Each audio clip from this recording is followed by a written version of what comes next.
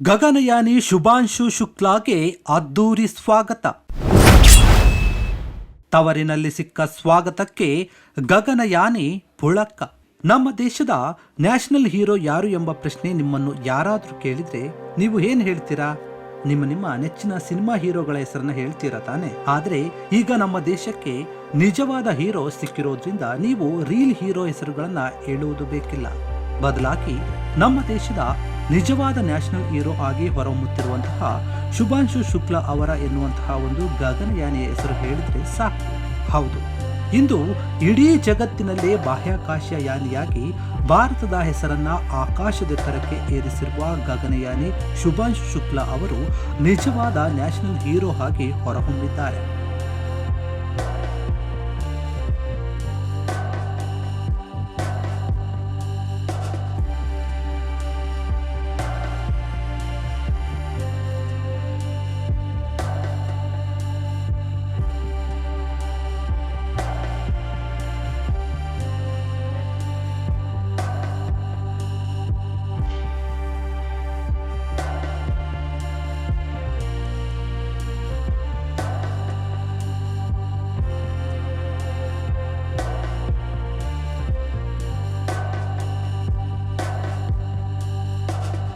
ಕಳೆದ ತಿಂಗಳು ಆಕ್ಸಿಯಂ 4ರ ಭಾಗವಾಗಿ ಬಾಹ್ಯಾಕಾಶ ನಿಲ್ದಾಣಕ್ಕೆ ತೆರಳಿದ್ದ ಶುಭಾಂಶು ಶುಕ್ಲಾ ಅಲ್ಲಿಂದ ಮರಳಿದ ನಂತರ ಅವರನ್ನು ಇಡೀ ದೇಶವೇ ಕೊಂಡಾಡ್ತಿದೆ. ಬಾಹ್ಯಾಕಾಶದಿಂದ ಭೂಮಿಗೆ ಮರಳಿದಾಗಲಿಂದಲೂ ಅವರಿಗೆ ಭವ್ಯ ಸ್ವಾಗತ ಸಿಕ್ಕಿತ್ತು.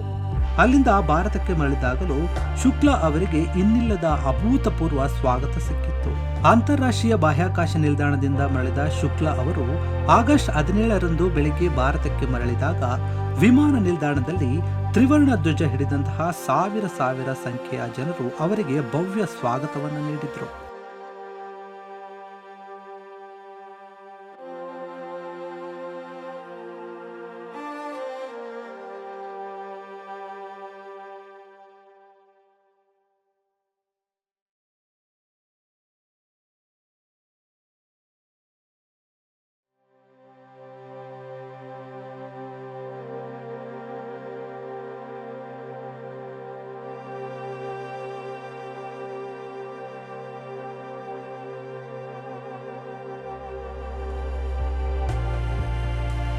ಜೂನ್ 25ರಿಂದ ಜುಲೈ 15ರವರೆಗೆ ಆಕ್ಸಿಯಂ 4ರ ಭಾಗವಾಗಿ ಬಾಹ್ಯಾಕಾಶದಲ್ಲಿ ಕಳೆದಿದ್ದ ಶುಭಾಂಶು ಶುಕ್ಲಾ ಅವರು ಬಾಹ್ಯಾಕಾಶಕ್ಕೆ ತೆರಳಿದ 2ನೇ ಭಾರತೀಯ ಎಂಬ ಹೆಗ್ಗಳಿಕೆಗೆ ಪಾತ್ರರಾಗಿದ್ದಾರೆ. ಶುಭಾಂಶು ಶುಕ್ಲಾ ಅವರ ಪರ್ಯಾಯ ಎನಿಸಿಕೊಂಡಿರುವಂತಹ ಗಗನಯಾತ್ರಿ ಪ್ರಶಾಂತ್ ಬಾಲಕೃಷ್ಣನ್ ಅಯ್ಯರ್ ಇನ್ನೊಬ್ಬರು ಕೂಡ ಕೇಂದ್ರ ಸಚಿವ ಜಿತೇಂದ್ರ ಸಿಂಗ್ ಮತ್ತು ದೆಹಲಿ ಮುಖ್ಯಮಂತ್ರಿ ರೇಖಾ ಗುಪ್ತಾ ಮತ್ತು ಇಸ್ರೋ ಅಧ್ಯಕ್ಷ ವಿ ನಾರಾಯಣ್ ವಿಮಾನ ನಿಲ್ದಾಣದಲ್ಲಿ ಸ್ವಾಗತ ಮಾಡಿದ್ರು.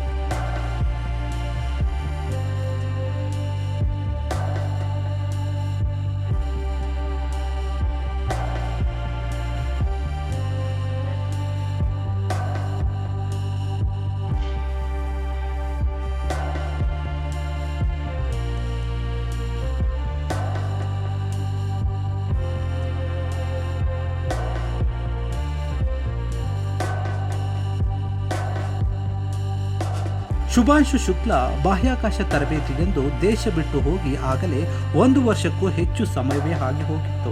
ಹೀಗಾಗಿ ಅವರು ಬಾಹ್ಯಾಕಾಶ ನಿಲ್ದಾಣದಿಂದ ಮರಳಿ ದೇಶದ ವಿಮಾನಕ್ಕೆ ವಾಪಸ್ಸಾಗುತ್ತಿದ್ದಂತೆಯೇ ಅವರನ್ನು ಸ್ವಾಗತಿಸಲು ಎಲ್ಲರ ಜೊತೆಗೆ ಅವರ ಪತ್ನಿ ಮಕ್ನಾ ಮತ್ತು ಮಗ ಕಿಯಾಶ್ ಕೂಡ ವಿಮಾನ ನಿಲ್ದಾಣಕ್ಕೆ ಬಂದಿದ್ರು. ಹೀಗೆ ದೇಶಕ್ಕೆ ಮರಳಿದಾಗ ಪ್ರತಿಯೊಬ್ಬರಿಂದಲೂ ಶುಕ್ಲಾ ಅವರಿಗೆ ಭವ್ಯ ಸ್ವಾಗತ ಸಿಕ್ಕಿತ್ತು.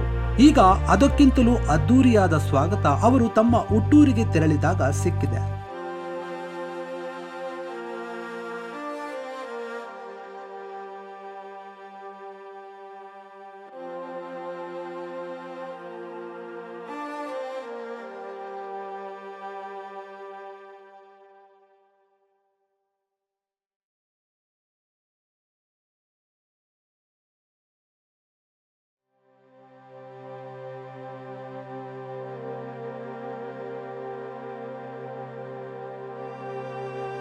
ತಮ್ಮ ಹುಟ್ಟೂರು ಲಕ್ನೋಗೆ ಆಗಸ್ಟ್ 25ರಂದು ಬಂದಿಳಿದ ಶುಕ್ಲಾ ಅವರಿಗೆ ಅಲ್ಲಿನ ಭಾರಿ ಜನಸ್ತೋಮ ಅದ್ದೂರಿಯಾಗಿ ಸ್ವಾಗತವನ್ನ ಮಾಡಿತ್ತು. ತವರಿನ ಹುಡುಗನನ್ನ ಸ್ವಾಗತಿಸಿದ ಸ್ಥಳೀಯರು, ಕುಟುಂಬದ ಸದಸ್ಯರು ಶುಕ್ಲಾ ಅವರನ್ನು ತೆರೆದ ವಾಹನದಲ್ಲಿ ಮೆರವಣಿಗೆಯ ಮೂಲಕ ಸ್ವಾಗತಿಸಿದ್ರು.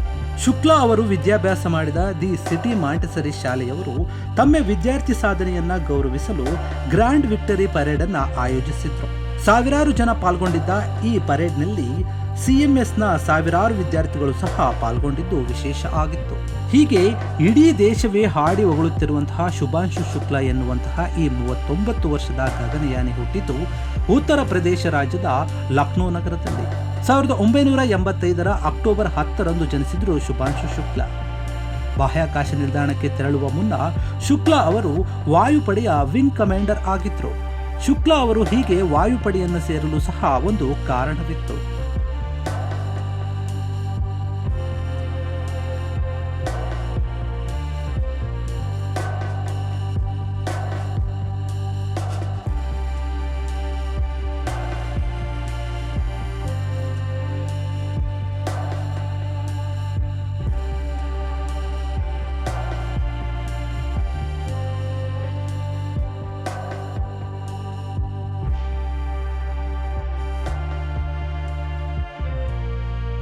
ಅವರು ಹದಿಹರೆಯದಲ್ಲಿದ್ದಾಗ ಭಾರತ ಮತ್ತು ಪಾಕಿಸ್ತಾನದ ಮಧ್ಯೆ ಕಾರ್ಗಿಲ್ ಯುದ್ಧವು ನಡೀತಾ ಇತ್ತು.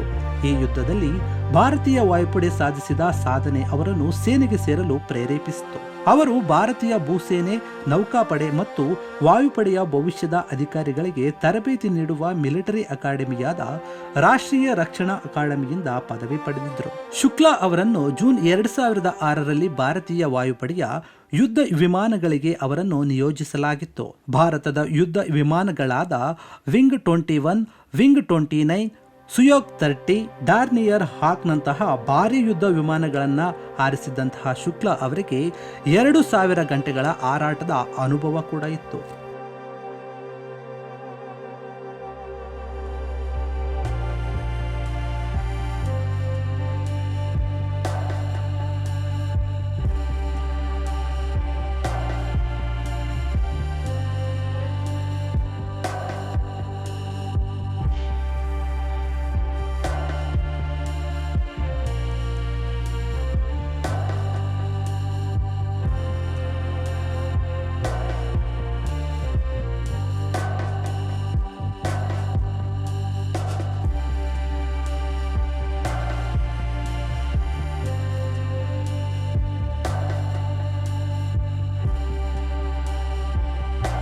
ಜೂನ್ 2019ರಲ್ಲಿ ವಿಂಗ್ ಕಮಾಂಡರ್ ಆದ ಶುಕ್ಲಾ ಅವರು ಅದೇ ವರ್ಷ ಇನ್ಸ್ಟಿಟ್ಯೂಟ್ ಆಫ್ ಏರೋಸ್ಪೇಸ್ ಮೆಡಿಸಿನ್ ಮೂಲಕ IAFನ ಗಗನಯಾನಿಯನ್ನಾಗಿ ಆಯ್ಕೆ ಮಾಡಲಾಗುತ್ತೆ. ಭಾರತದ ಇನ್ನುಳಿದ 3 ಗಗನಯಾತ್ರಿಗಳಾದ ಪ್ರಶಾಂತ್ ಬಾಲಕೃಷ್ಣನ್ ನಾಯರ್, ಅಜಿತ್ ಕೃಷ್ಣನ್ ಮತ್ತು ಅಂಗದ್ ಪ್ರತಾಪ್ ಅವರೊಂದಿಗೆ ಶುಕ್ಲಾ ಅವರನ್ನು ಸಹ ಆಯ್ಕೆ ಮಾಡಲಾಗಿತ್ತು. ಶುಕ್ಲಾ ಅವರು ತಮ್ಮ ಈ ಆಯ್ಕೆಯನ್ನು ಆಕ್ಸಿಯಂ ಮಿಷನ್ 4ರ ಯಶಸ್ವಿ ಭಾಗವಾಗಿ ಯಾತ್ರೆಯ ಮೂಲಕ ಸಮರ್ಥಿಸಿಕೊಂಡರು.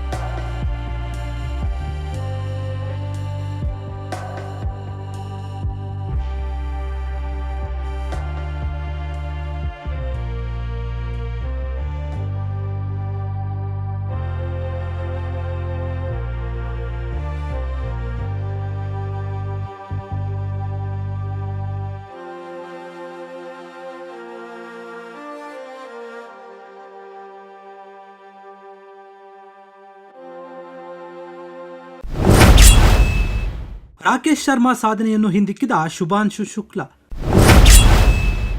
ರಷ್ಯಾದ ಯೂರಿ ಗಗಾರಿನ್ ಪ್ರಯೋಗಾಲಯದಲ್ಲಿ ತೀವ್ರ ತರಬೇತಿ. 28 ಗಂಟೆಗಳಲ್ಲಿ 400 ಕಿಲೋಮೀಟರ್ ದೂರ ಕ್ರಮಿಸಿದ ಶುಭಾಂಶು ಶುಕ್ಲಾ. ಭಾರತವು ಇತ್ತೀಚಿನ ದಿನಗಳಲ್ಲಿ ಬಾಹ್ಯಾಕಾಶ ಅಧ್ಯಯನ ಮತ್ತು ಸಂಶೋಧನೆಯ ಕ್ಷೇತ್ರದಲ್ಲಿ ಇಡೀ ವಿಶ್ವವನ್ನೇ ದಂಗುಬಡಿಸುವಂತೆ ಮಾಡ್ತಾ ಇದೆ. ಭಾರತದ ಗಗನಯಾತ್ರಿ ಶುಭಾಂಶು ಶುಕ್ಲಾ ಅವರು ಅಂತಾರಾಷ್ಟ್ರೀಯ ಬಾಹ್ಯಾಕಾಶ ನಿಲ್ದಾಣಕ್ಕೆ ಭೇಟಿ ನೀಡಿದ ಮೊದಲ ಭಾರತೀಯ ಗಗನಯಾತ್ರಿ ಅಂತ ಗುರುತಿಸಿಕೊಂಡಿರುವುದು ಜಗತ್ತು ಭಾರತದತ್ತ ಮತ್ತೊಮ್ಮೆ ತಿರುಗು ನೋಡುವಂತೆ ಮಾಡ್ತಿದೆ.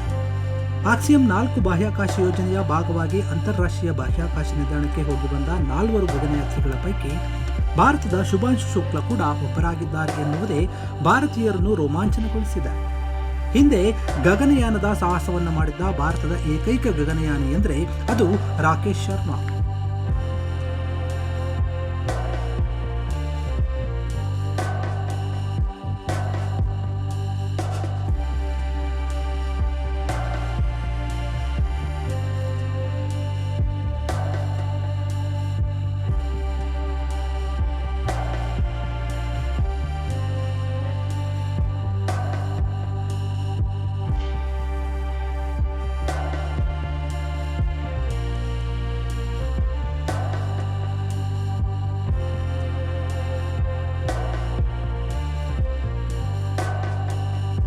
ಬಾಹ್ಯಾಕಾಶಕ್ಕೆ ಭೇಟಿ ನೀಡಿದ ಮೊದಲ ಭಾರತೀಯ ಗಗನಯಾತ್ರಿ ಎನಿಸಿಕೊಂಡಿದ್ದಂತಹ ರಾಕೇಶ್ ಶರ್ಮಾ ಮಾಜಿ ಭಾರತೀಯ ವಾಯುಪಡೆಯ ಪೈಲಟ್ ಮತ್ತು ಸ್ಕ್ವಾಡ್ರನ್ ಲೀಡರ್ ಆಗಿದ್ರು.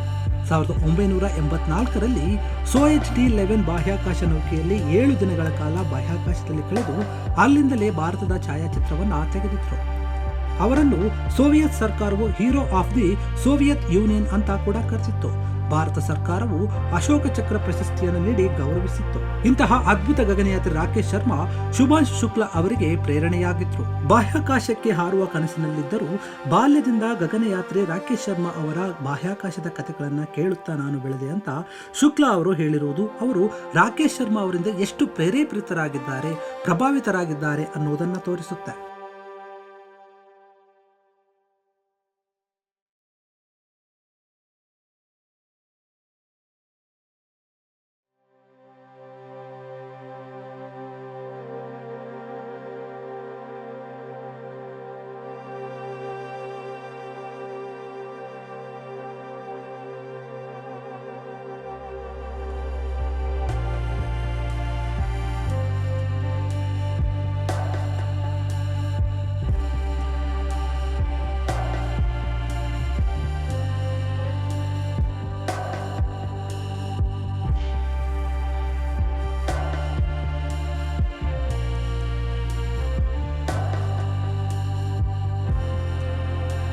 ಶುಭಾಂಶು ಶುಕ್ಲಾ ಅವರಿಗೆ 2019ರಲ್ಲಿ ಕರೆ ಮಾಡಿದ ಇಸ್ರೋ ಅವರನ್ನು ಬಾಹ್ಯಾಕಾಶಕ್ಕೆ ಕಳಿಸುವಲ್ಲಿ 4 ಗಗನಯಾತ್ರಿಗಳಲ್ಲಿ ಒಬ್ಬರನ್ನಾಗಿ ಆಯ್ಕೆ ಮಾಡಿತ್ತು.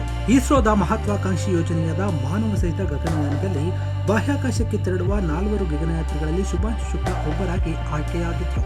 ಹೀಗೆ ಆಯ್ಕೆಯಾದ ಶುಕ್ಲಾ ಅವರು ಅದಕ್ಕಾಗಿ ರಷ್ಯಾದ ಮಾಸ್ಕೋದಲ್ಲಿರುವಂತಹ ಯೂರಿ ಗಗಾರಿನ್ ತರಬೇತಿ ಕೇಂದ್ರದಲ್ಲಿ 1 ವರ್ಷಗಳ ಕಾಲ ತೀವ್ರ ತರಬೇತಿಯನ್ನು ಪಡೆಯುತ್ತಾರೆ. ಅದಾದ ನಂತರ 2014ರಲ್ಲಿ ಭಾರತದ ಪ್ರಧಾನಿಯವರು 4 ಗಗನಯಾತ್ರಿಗಳ ಹೆಸರನ್ನು ಅಧಿಕೃತವಾಗಿ ಘೋಷಣೆ ಮಾಡಿದರು.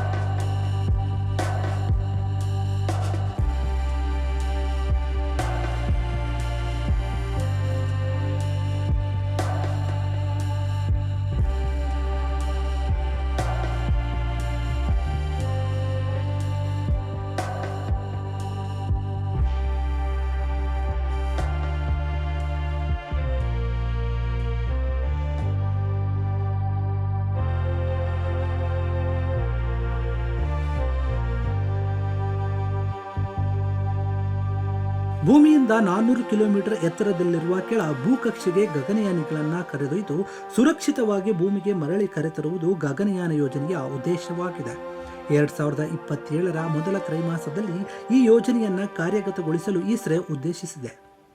ಇದಕ್ಕಾಗಿಯೇ ಶುಕ್ಲಾ ಆಯ್ಕೆಯಾಗಿದ್ರು.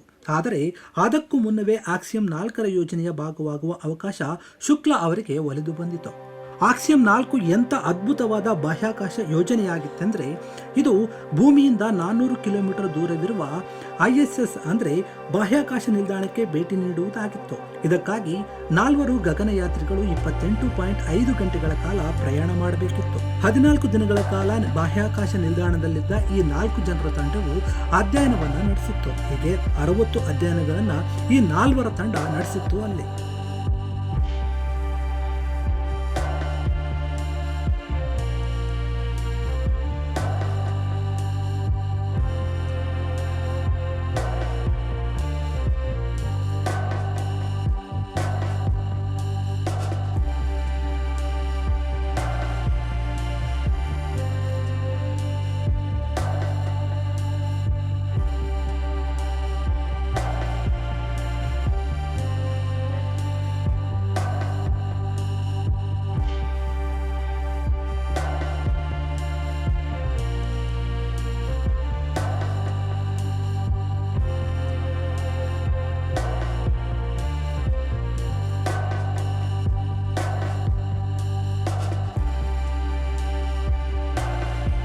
ಅಂತರಿಕ್ಷ ಕಾರ್ಯಕ್ರಮವಾಗಿದ್ದ ಆಕ್ಸಿಯಂ 4ರ ಯೋಜನೆಯಲ್ಲಿ ಗಗನನೌಕೆಯನ್ನು ಹೊತ್ತ ಸ್ಪೇಸ್ ಎಕ್ಸ್ನ ಫಾಲ್ಕನ್ 9 ರಾಕೆಟ್ ಫ್ಲಾರಿಡಾದ ಕೆನಡಿ ಬಾಹ್ಯಾಕಾಶ ಕೇಂದ್ರದಿಂದ 2025ರ ಜೂನ್ 25ರ ಮಧ್ಯಾಹ್ನ 12:01 ಭಾರತೀಯ ಕಾಲಮಾನಕ್ಕೆ ಸರಿಯಾಗಿ ಅಂತಾರಾಷ್ಟ್ರೀಯ ಬಾಹ್ಯಾಕಾಶ ನಿಲ್ದಾಣಕ್ಕೆ ಪ್ರಯಾಣ ಬೆಳೆಸಿತ್ತು. ಶುಭಾಂಶು ಶುಕ್ಲಾ ಜೊತೆ ಹಂಗರಿ ಮತ್ತು ಪೋಲೆಂಡ್ನ ಗಗನಯಾತ್ರಿಗಳು ಕೂಡ ಇದ್ರು. ಇವರನ್ನು ಹೊತ್ತಂತಹ ಫಾಲ್ಕನ್ 9 ರಾಕೆಟ್ ಜ್ಞಾಪಕಕ್ಕೆ ಚಿಮ್ಮಿತ್ತು.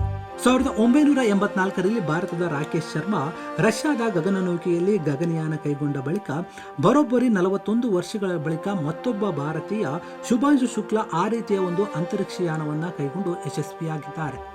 ನಾಸಾ, ಇಸ್ರೋ ಹಾಗೂ ಆಕ್ಸಿಯಂ ಸ್ಪೇಸ್ ಹಾಗೂ ಇಲಾನ್ ಮಾಸ್ಕ್ ಒಡೆತನದ ಸ್ಪೇಸ್ ಎಕ್ಸ್ ಜಂಟಿಯಾಗಿ ಈ ಒಂದು ಬಾಹ್ಯಾಕಾಶ ಕಾರ್ಯಕ್ರಮವನ್ನು ರೂಪಿಸಿದ್ವು.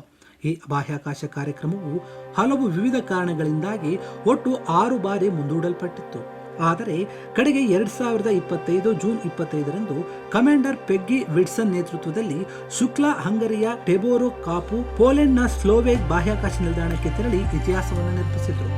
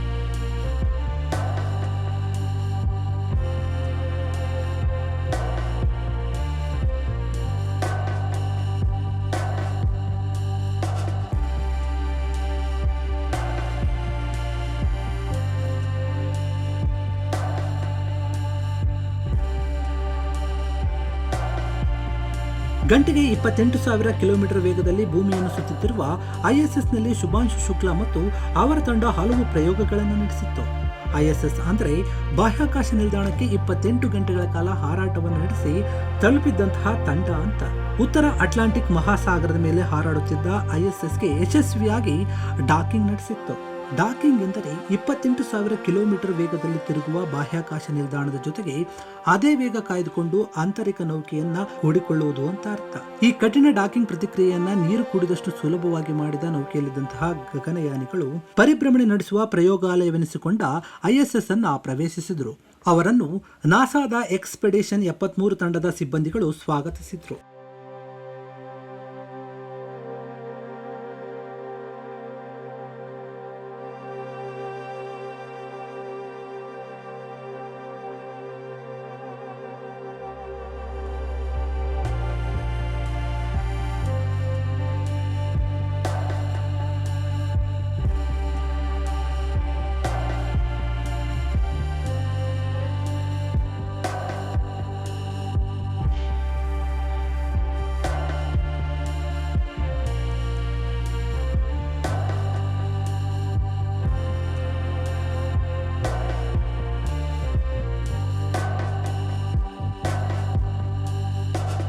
ಹೀಗೆ ಐಎಸ್ಎಸ್ ಪ್ರವೇಶಿಸಿದ ಶುಕ್ಲಾ ಅಂಡ್ ತಂಡ ಹಲವು ಸಂಶೋಧನೆಗಳನ್ನು ನಡೆಸಿತ್ತು.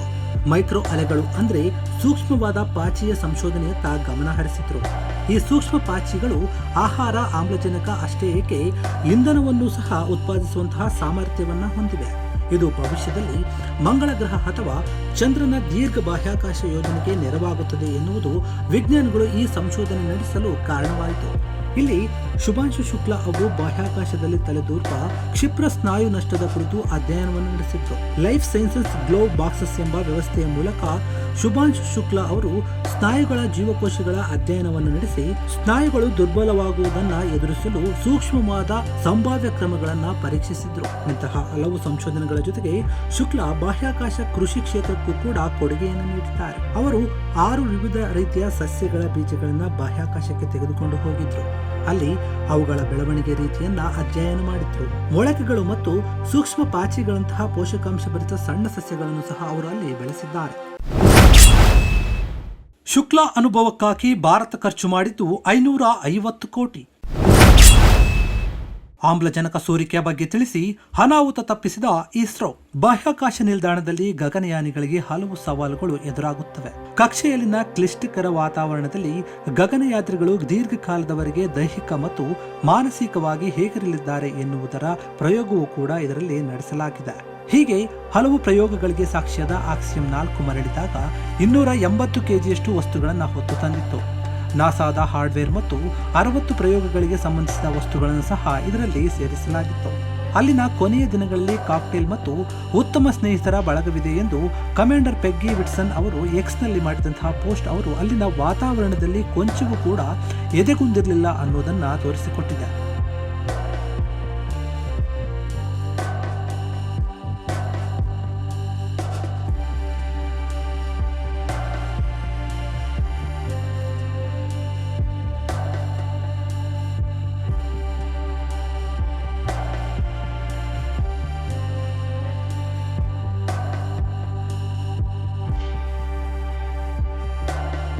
ಎರಡ್ 2027ರಲ್ಲಿ ಬಾಹ್ಯಾಕಾಶಕ್ಕೆ ಮನುಷ್ಯನನ್ನು ಕಳಿಸುವ ಗಗನಯಾನ ಕಾರ್ಯಕ್ರಮವನ್ನು ಕಾರ್ಯಗತಗೊಳಿಸುವ ಉದ್ದೇಶವನ್ನು ಇಸ್ರೋ ಹೊಂದಿರುವುದರಿಂದ ಶುಭಾಂಶು ಶುಕ್ಲಾ ಅವರ ಬಾಹ್ಯಾಕಾಶದ ಈ ಅನುಭವ ಭಾರತದ ಪಾಲಿಗೆ ಅತ್ಯಂತ ಮುಖ್ಯವಾಗಿತ್ತು. ಹೀಗೆ ಬಾಹ್ಯಾಕಾಶದ ಅನುಭವ ಪಡೆಯುವ ಉದ್ದೇಶದಿಂದಲೇ ಶುಭಾಂಶು ಶುಕ್ಲಾ ಅವರನ್ನ ISSಗೆ ಕಳುಹಿಸಲು ಇಸ್ರೋ ಭಾರಿ ಮೊತ್ತವನ್ನೇ ಖರ್ಚು ಮಾಡಿತ್ತು. ಆ ಮೊತ್ತ ಎಷ್ಟು ಅನ್ನೋದನ್ನ ನೀವು ಕೇಳಿದ್ರೆ ನಿಮಗೆ ಒಂದು ಕ್ಷಣ ಗಾಬರಿಯಾಗಬಹುದು. ಸರಿಯಾಗಿ 550 ಕೋಟಿ ರೂಪಾಯಿಗಳಷ್ಟು ಇಸ್ರೋ ಶುಕ್ಲಾ ಅವರಿಗೆ ಬಾಹ್ಯಾಕಾಶ ಯಾತ್ರೆಯ ಅನುಭವ ದೊರೆಯಲಿ ಅಂತ ಖರ್ಚು ಮಾಡಿತ್ತು.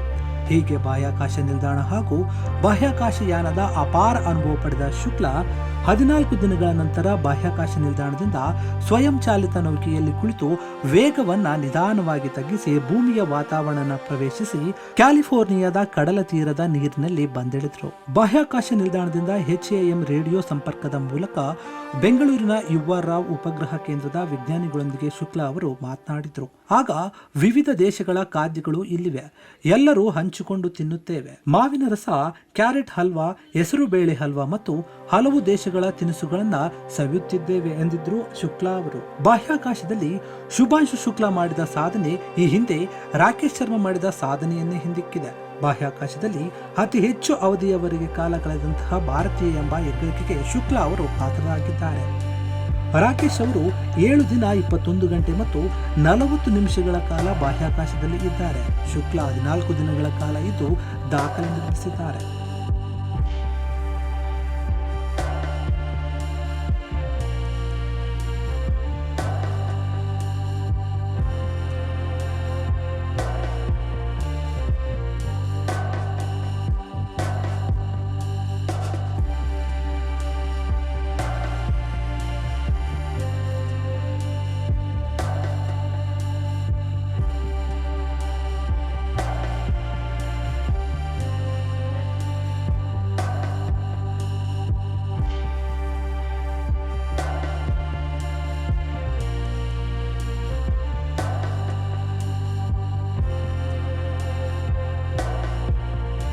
ಇಂದು ಶುಭಾಂಶು ಶುಕ್ಲಾ ಇಡೀ ದೇಶದ ಹೀರೋ ಆಗಿ ನಗೆ ಬೀರಿದ್ದರೂ ಇದರ ಹಿಂದೆ ಅವರು ಜೀವನದ ಅಪಾಯವನ್ನು ಸಹ ಎದುರಿಸಿದ್ರು.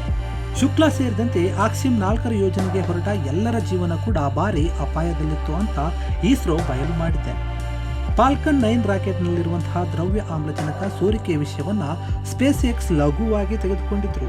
ಈ ಮೂಲಕ ಶುಕ್ಲಾ ಸೇರಿದಂತೆ ಎಲ್ಲರ ಜೀವವೂ ಕೂಡ ಅಪಾಯದಲ್ಲಿತ್ತು. ಇಸ್ರೋ ಇಂಜಿನಿಯರ್ಗಳ ಒತ್ತಾಯದ ಮೇರೆಗೆ ಪರಿಶೀಲನೆ ನಡೆಸಿದ ಸ್ಪೇಸ್ ಎಕ್ಸ್ನ ರಾಕೆಟ್ ಇಂಜಿನಿಯರ್ಗಳಿಗೆ ದ್ರವ ಆಮ್ಲಜನಕವನ್ನು ಸಾಗಿಸುವಂತಹ ಆಕ್ಸಿಡೈಸರ್ ಲೈನ್ಗಳಲ್ಲಿ ಸೋರಿಕೆಯಾಗುತ್ತಿರುವುದು ಮತ್ತು ಬಿರುಕು ಬಿಟ್ಟಿರುವುದು ಪತ್ತೆಯಾಗುತ್ತೆ.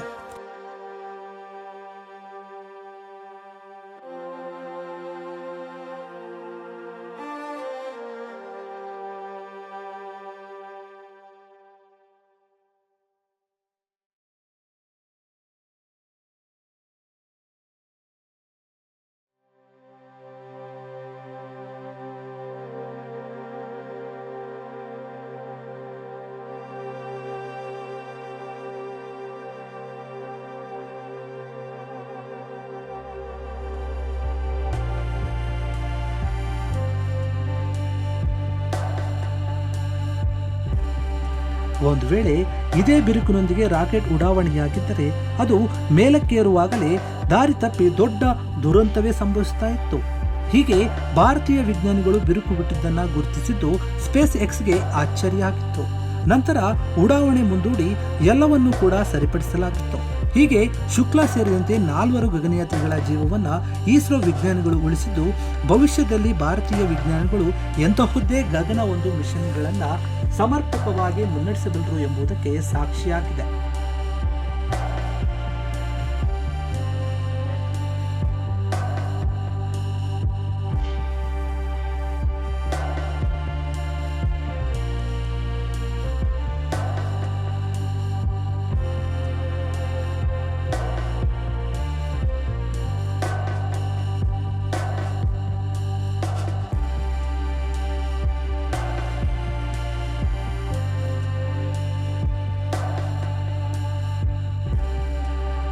ಎರಡ್ 2027ರಲ್ಲಿ ಮಾನವ ಸಹಿತ ಗಗನಯಾನ ಕಾರ್ಯಕ್ರಮವನ್ನು ಹಮ್ಮಿಕೊಂಡಿರುವ ಭಾರತ ಇಸ್ರೋ ಅದಕ್ಕಾಗಿ ಹಗಲಿರುಳು ಶ್ರಮಿಸ್ತಾ ಇದೆ.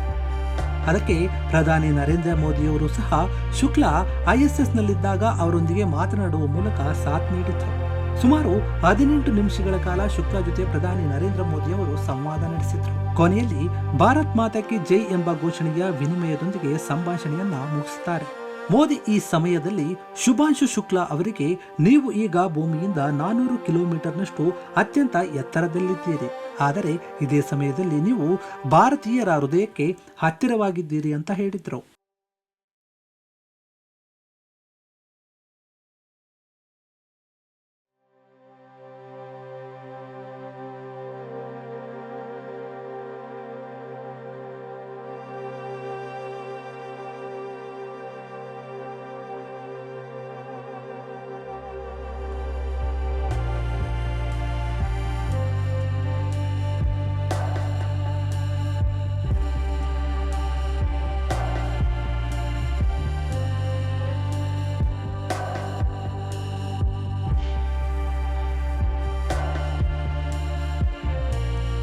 ಬಾಹ್ಯಾಕಾಶದಲ್ಲಿ ಶುಭಾಂಶು ಹಲವು ಅಚ್ಚರಿಗಳನ್ನ ನೋಡಬೇಕಾಯಿತು.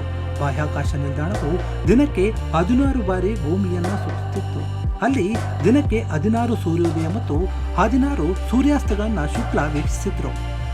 ಗಂಟೆಗೆ 28,000 ಕಿಲೋಮೀಟರ್ ಅಸಾಧ್ಯ ವೇಗದಲ್ಲಿ ಪ್ರಯಾಣಿಸಿದ ಶುಕ್ಲಾ ಅಲ್ಲಿ 14 ದಿನಗಳ ಕಾಲ ಆರೋಗ್ಯವಾಗಿ ಇದ್ದು, ಭಾರತೀಯರು ಯಾವುದಕ್ಕೂ ಕೂಡ ಕಮ್ಮಿಯಿಲ್ಲ ಎನ್ನುವುದನ್ನು ಸಾಬೀತುಪಡಿಸಿದ್ರು. ಬಾಹ್ಯಾಕಾಶ ನಿಲ್ದಾಣದಲ್ಲಿ ಮಲಗುವುದೇ ಒಂದು ದೊಡ್ಡ ಸವಾಲಾಗಿರುತ್ತೆ. ಅಲ್ಲಿ ಸೂಕ್ಷ್ಮ ಗುರುತ್ವತ್ವ ಪರಿಸ್ಥಿತಿ ಭೂಮಿಗಿಂತ ವಿಭಿನ್ನವಾಗಿರೋದ್ರಿಂದ ಅಲ್ಲಿನ ಪರಿಸ್ಥಿತಿಗೆ ಹೊಂದಿಕೊಳ್ಳುವುದು ದೊಡ್ಡ ಸವಾಲು ಅಂತ ಶುಕ್ಲಾ ಹೇಳಿಕೊಂಡಿದ್ರು. ಆದರೆ ಆ ಸವಾಲನ್ನ ಮೆಟ್ಟಿ ನಿಂತಹ ಶುಕ್ಲಾ ಇಂದು ನ್ಯಾಷನಲ್ ಹೀರೋ ಆಗಿರುವುದರಲ್ಲಿ ಯಾವುದೇ ಆಶ್ಚರ್ಯವಿಲ್ಲ. Special ಡೆಸ್ಕ್ನಿಂದ Om Prakash Nayak, freedom TV.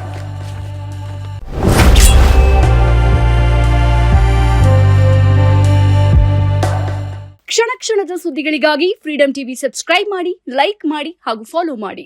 ಹೊಸ ಸುದ್ದಿಗಳ ನೋಟಿಫಿಕೇಶನ್ಗಾಗಿ ಬೆಲ್ ಐಕಾನ್ ಮೇಲೆ ಕ್ಲಿಕ್ ಮಾಡಿ.